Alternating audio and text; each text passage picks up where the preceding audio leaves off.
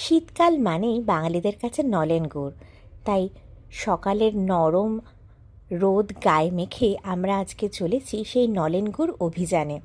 না, কোনো দোকানে যাচ্ছি না, যাচ্ছি সেইখানে যেখানে একদম হাতের সামনে নলেন গুড় তৈরি হওয়া দেখে কিনে নিয়ে আসবো। চলুন যাই। এখানে পৌঁছে যে গন্ধটা সামনে থেকে পাওয়া যায় সেটা আমি খুবই দুঃখিত আপনাদের সাথে ভাগ করে নিতে পারবো না, কিন্তু এ এক অপার্থিব সুন্দর গন্ধ চারপাশ থেকে পাওয়া যায়। আর ভোর ভোর গেলে পাওয়া যায় খেজুরের রস।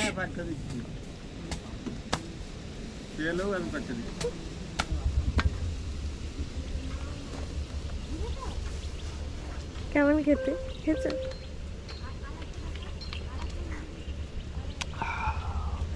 ভালোই খেতে, আমার তো ভালোই লাগে দেখে খেতে।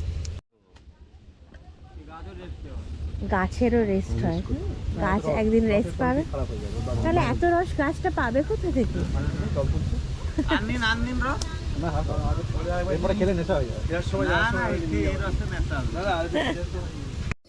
বাড়ির ভেতরে এই যে দেখুন গাছে ওঠার সব যন্ত্রপাতি।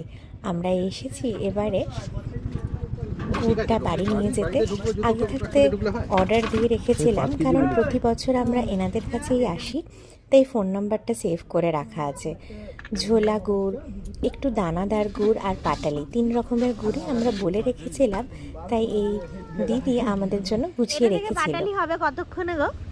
ওটা ধরো 11টা বেজে যাবে? ও বাবা, অনেকক্ষণ সময় লাগে। বলে দাও। কি করছিস? বসে আছি, বলো। কি করছিস? ওটা খাচ্ছিস কেন?